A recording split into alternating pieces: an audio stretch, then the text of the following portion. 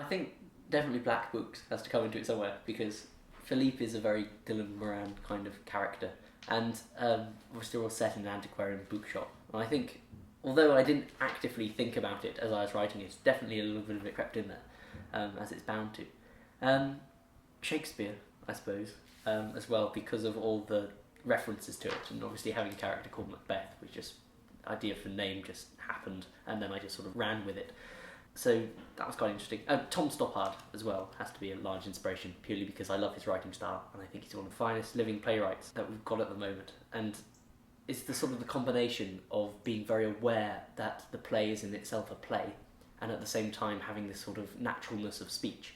So it occupies sort of two planes that only theatre can do, because you can't really do it so much in a novel, say, where it has this sort of need for either realism or sort of a more fantasy-driven thing.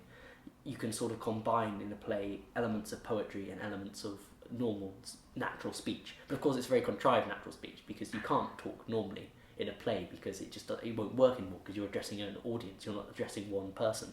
So you've got this very sort of fake, contrived, normal speech which is not quite normal. So in itself, the entire thing is very constructed, and I like plays that are sort of aware of that and slightly tongue-in-cheek about it, rather than trying to ignore it, which is a little bit false.